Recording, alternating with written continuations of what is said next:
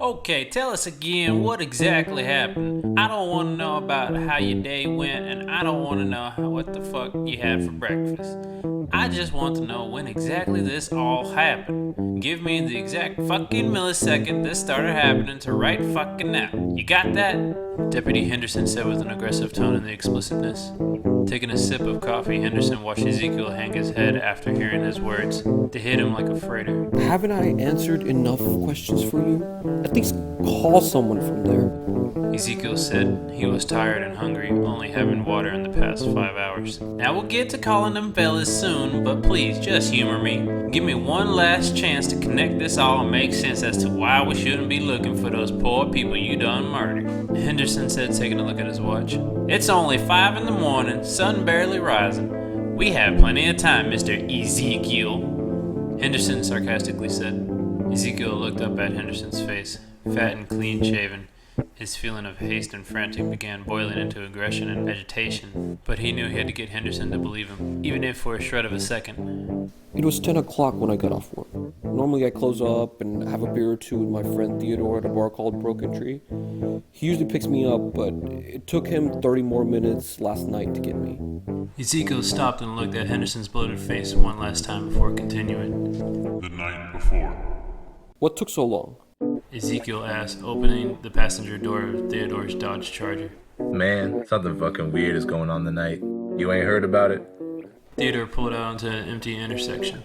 Ezekiel focused on the surroundings. Nothing different. Empty streets, buzzing lights, and swarm of insects gathering on them. Other than the normal shit I see every damn night, I don't think I have. Why? What's happening? Ezekiel asked, intrigued. Theodore shook his head. Isn't there a radio or TV in that damn office of yours? Theodore asked, looking up towards the red spotlight. It distracts me, man. I'm literally the only person there working on projects and other crap that'll bore you. Now, what the hell's happening? Ezekiel said, getting slightly tense. Theodore drove through the red light, ignoring the look Ezekiel gave him. Something has happened to everyone in the city. I got no fucking clue what it is, but holy shit, it ain't fucking normal, Zeke. After I got off work, I went home and turned on the TV to see an empty news station. Theodore spoke with a slight scare in his tone. He turned, driving into the highway. Ezekiel's expression turned to a confusion while listening. It only gets worse, man. Theodore said, taking a quick look at Ezekiel. So after changing and grabbing something to eat, which took about, 10 minutes, I came back and that shit was still like that. So of course, I changed the channel, and most channels were on the blank screen, shit. But only a few had some reruns going. Nothing live, nothing continuing after those reruns. I let an episode of The Simpsons run, and after, just shut off. Theodore was saying all this with a concerned voice. Ezekiel didn't say anything, wanted to hear it all. Theodore pointed to a building on the left of the highway, which was quickly approaching. A figure of a person stood in the window.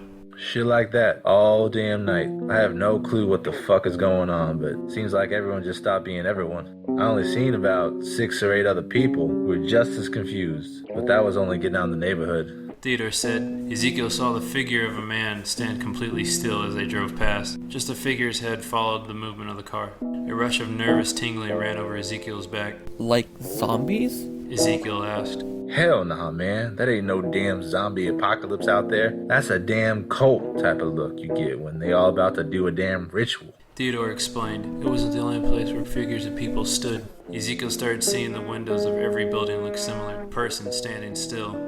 Fucking weird, man. And this shit started happening after work? Ezekiel said, noticing they were approaching the exit. It had to happen sometime during my ride home, cause I ain't looking till the TV. That shit just popped up. Theodore slowed as another light turned red. Ezekiel had taken this route many times with Theodore. Usually by now there was the occasional couple leaving a club or a park cop underneath the highway, but nothing met his eyes. Dude, look! Ezekiel quickly tapped Theodore's shoulder. A homeless man stood there with a sign hanging from his neck, reading, "Spare a dollar for food." See, that's the fucking shit I'm talking about, Zeke. I've been seeing it come to get you, too. Theodore said. He took off again, driving, not caring about the non-existent traffic. Ezekiel kept his eyes on the rear view. Fuck, he thought to himself. The man started walking towards him, even after being so far. Fuckers walking towards us. Ezekiel said in a sudden shock. We getting out this city right now. I got my mom's in the next city over there where we can stop and warn somebody about this. Theodore spoke while occasionally looking towards the side alley as they drove past. He noticed them, people of random sorts just staring at them, slowly walking towards them, standing completely still. We have to get Cindy. I can't leave her. Ezekiel turned facing Theodore. Fuck, I done forgot about her. You guys worked everything out even after this stupid mess? Theodore said, slowing down, turning right. Yeah, that worked out, but we can't expect it to go well. If this is happening all over the city, how can we get to the 4th floor without any problems? Ezekiel said, beginning to turn to face the city again. He noticed someone too close for comfort near the street. Shit! Ezekiel shouted, bracing himself. Theodore swerved, avoiding the woman barely. I don't know what the fuck this is, but that might be our reason to hurry the hell up when we get there. Brim Apartments, the sign read as they approached the gate. Hell, you think someone here? Theodore said, stopping before reaching the guard shack attached to the gate. Ezekiel squinted, hoping to see sign of movement behind the gate. A man in security uniform approached the guard shack. He motioned for the charger to move forward. No way! He's fucking normal. Ezekiel said in disbelief. Theodore slowly pulled up. Quiet night, ain't it? The man asked in a delightful tone. Yeah. Theodore paused in between each word. We here for 417, building 810. Theodore tried to shake the surprised look on his face as he talked, handing him his license. The security guard smiled and took a moment to read over the license. Oh, you're here to visit Miss Cindy. The security guard asked. Is that Ezekiel in there with you, Theodore? He said, taking another look at the license. Yeah, it's me. Ezekiel leaned towards the driver's side, waving politely at the security guard. Well, you know, we just talked about you today during lunch. She got nothing but good things to say, you know. The security guard said with a smile, handing Theodore back his license. Well, I'm glad. Ezekiel said. You two take care now. The security guard opened the gate, smiling at them. You too? Ezekiel and Theodore said in unison. They both looked at each other awkwardly for a second and drove off. Okay, so it's a fact not everyone was affected. There's a slight chance he's okay? Ezekiel said. He felt relieved. Oh no, Zeke, it don't matter who brain dead and who not. Look. Theodore said in a deep tone of disbelief at what he saw. Ezekiel followed Theodore's gaze. Dear Lord, he said. Theodore brought the charger to a slow movement as they passed through the line of cars on each side of the road. Parked on the curb was each resident that had made it home for that day. Staring down upon the charger as if a beacon had been lit. Each window was fully transparent with people expressionless, no motion, no agitation of the body, showing that they had been there for a long time just waiting. Nothing but a statue's pose and a following gaze. God, if you can hear me, fuck this shit. I say again, fuck this shit. Theodore spoke half to himself and half to who he prayed to. just keep driving, Theo, and do not stop. We have to get to Parker's garage. I have an idea. Ezekiel had said with an uneasy feeling in his gut. The hell in his garage for? That apocalyptic shit he done took out already and put in his country home. Probably laughing at us right now for not making our own shit. Even after we helped him. He still owe me for that grill I made for his truck. Theodore had spoke, trying to shake the nervous feeling he had in him. Ezekiel had hoped and prayed internally that Cindy would be fine. He had prayed that she would not have gone outside and just stayed in.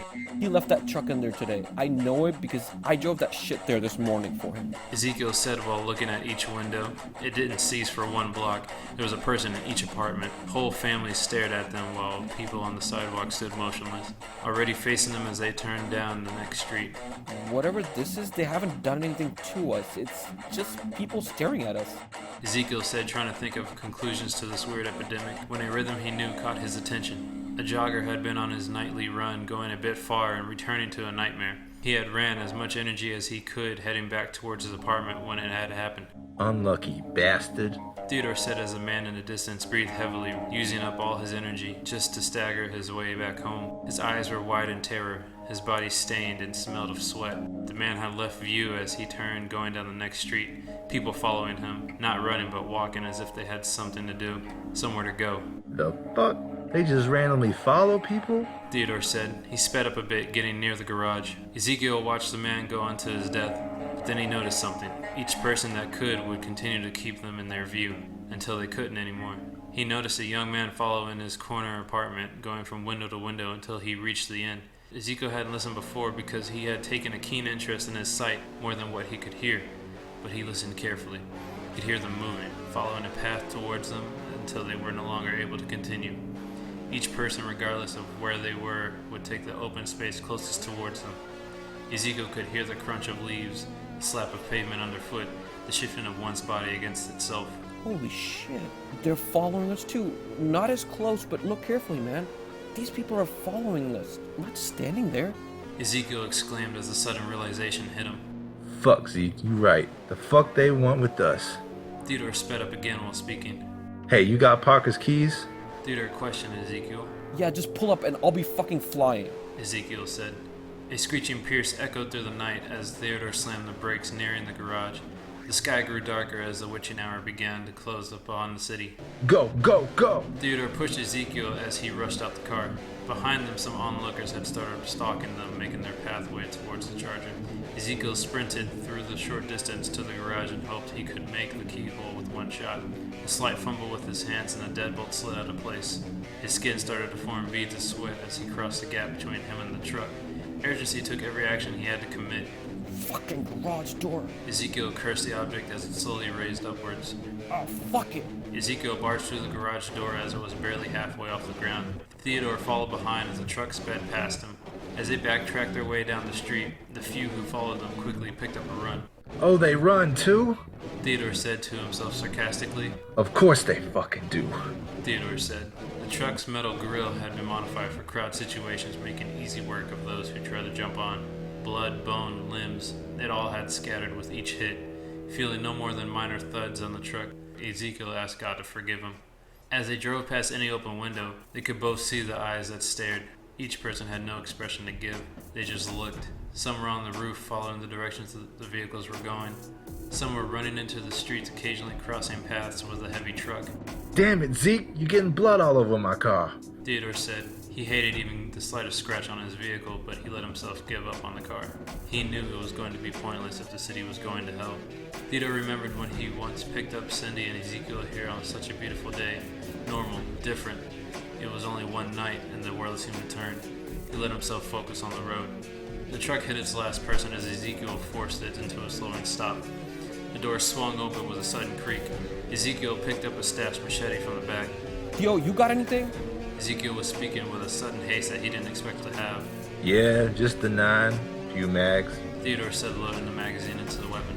Further down the road, people began to gather, already looking towards them both as they revealed themselves from various buildings down the road, walking towards them.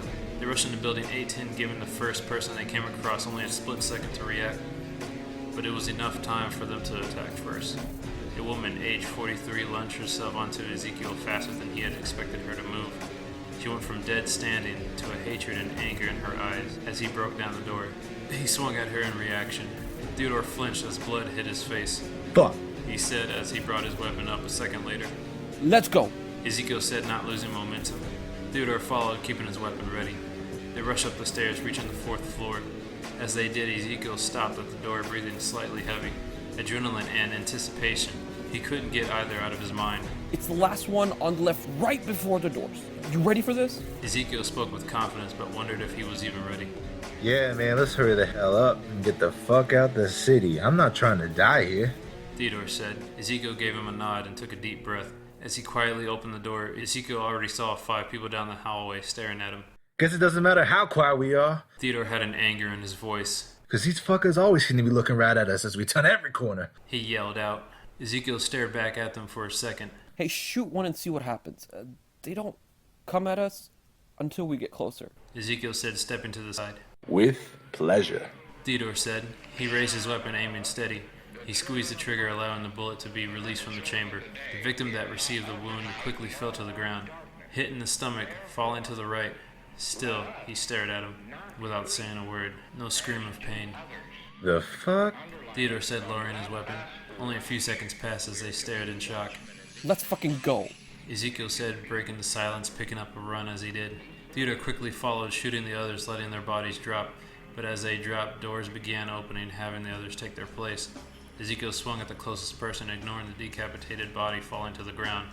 3 more in front of him dropped as Theodore unleashed more bullets. A fallen limb hit the ground as Ezekiel followed through with a decapitation. Fluid movements and strikes played out as Ezekiel killed his way, not yet halfway through the hall. Zeke, there's too many. They're starting to come from the other side of the hall. Theodore said. He loaded in his last magazine, firing quickly into the crowd that formed up in front of them. Ezekiel pushed hard into them with his blade. Not wanting to give up, Ezekiel lost all form and began stabbing into the crowd. Blood had covered most of his body, and Theodore was almost knee-deep, stepping over the dead. Zeke, look! Theodore yelled. Ezekiel cut down a young girl. She could have only been about 15. Her body fell, revealing Cindy's face in the crowded hallway, fueled with rage and hate pushing her way towards him. Fucking hell. Ezekiel called out as he backed away. It turned into a literal sea of people. The hallways had no room for movement as they pushed towards the two men, forcing them back to the stairs. Ezekiel made a dash for the door, passing Theodore the blade, hoping he could hold off the closest two. Come on, let's go. Ezekiel shouted. Theodore stabbed a man in his mid-20s and turned around to run, but as he did, he felt a grip aggressively grab his jeans. Oh, shit. Theodore cried out as he hit the ground. Ezekiel quickly rushed towards him, but stopped as Theodore threw the machete at him. Go. You have to tell my moms. Theodore said. He yelled in pain and left Ezekiel's sight. Ezekiel took one last look as he picked up the blade and bolted down the stairs. The street was populated. Escape would not be easy. Rushing his way to the charger, Ezekiel took out Theodore's jacket from the back seat. A memory flooded his mind. Theodore had grabbed Ezekiel's shoulder. Hey, I owe you, man. Every night after work, beer's on me. Alright? It's the least I can do after you saved my mom's life. The memory quickly faded. Ezekiel stuffed the jacket arm as best he could into the fuel tank and left Theodore's Zippo in the pocket lit. People began walking towards him, and he hopped into the truck, putting it in drive and pressing hard on the pedal. His first victim to be crushed and torn apart by the truck was a pregnant woman. Ezekiel had a split-second thought cross his mind, wondering if the baby would have been the same as his mother. He noticed a crowd of people in windows staring at him, following his every move down the street as he was leaving. Hitting so many people, he had wondered if he could make it. The apartment gates came into view. Ezekiel felt relieved he could see them, but he saw the guard had laid slain in the road. Well, at least they left the damn gate open. Just as Ezekiel finished speaking, 4 people came running from the outside street towards him. He sped through, hitting them, ignoring the recoil. Ezekiel let his mind flood with questions, understandings he tried to make, but it was all unanswered. Present day. And when I entered the city limits, of course, I was expecting to see it happen here, but you know the rest. Ezekiel spoke, still annoyed, leaning back in his chair. Henderson let the words sink in before speaking. Well, I'll let you know what we come up with and get back with you, alrighty? Henderson took his empty cup and walked to the door. Oh, and if any of this does happen to be true, what with the city going mad, don't worry, you'll be the first to know. Henderson said with a smile. With a roll of his eyes and a sigh of agitation, Ezekiel looked back at the wall that stared at him. So much for a mirror in the interrogation room. He thought to himself. Minutes turned to hours. Hunger burned Ezekiel's stomach. The door opened, startling Ezekiel from his half-sleep, his adrenaline being long gone. Well, good news. We got in touch with the chief of police, and he did not confirm your story, and lucky for you, we happen to have a room for you to stay in until we are sure you didn't kill anyone, Henderson said, bringing out his handcuffs. As the cell door slammed shut, Ezekiel began worrying. Hey, can I at least get a phone call? Ezekiel told Henderson as his bloated body shuffled away. Yeah, in a bit. It's still early. Let him wake up, Henderson said without turning around. Ezekiel was glad to see a window in the cell, being able to view the immediate area. Normality. The store owner opening up while a runner casually waved passing by. The owner waved back with a smile. Memories of Cindy entered his mind. Ezekiel blinked them away as his emotions began tearing down his will. God damn it. I have to get to Theo's mom and warn her.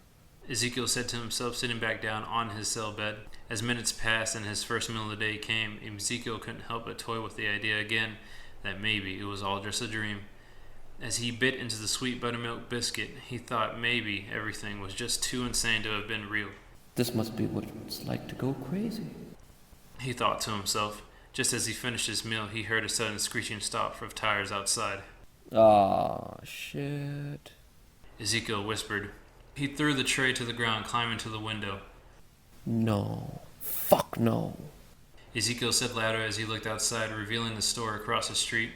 A car had stopped suddenly in the middle of the street, and its driver was reasonably mad, seeing a person just standing in the middle of the road.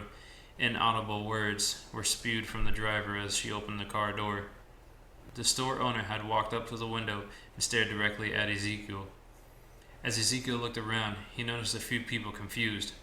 Pulling at his father, a boy followed his father's gaze, which met Ezekiel's eyes. A woman pushing a stroller had stopped just before the road, staring.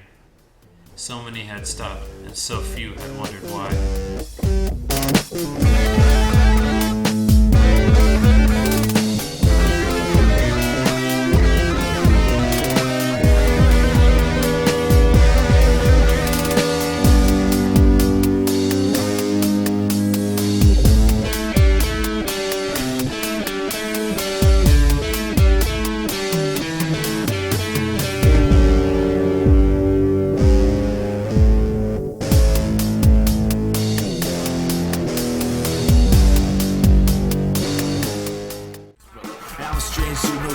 tell to your mother.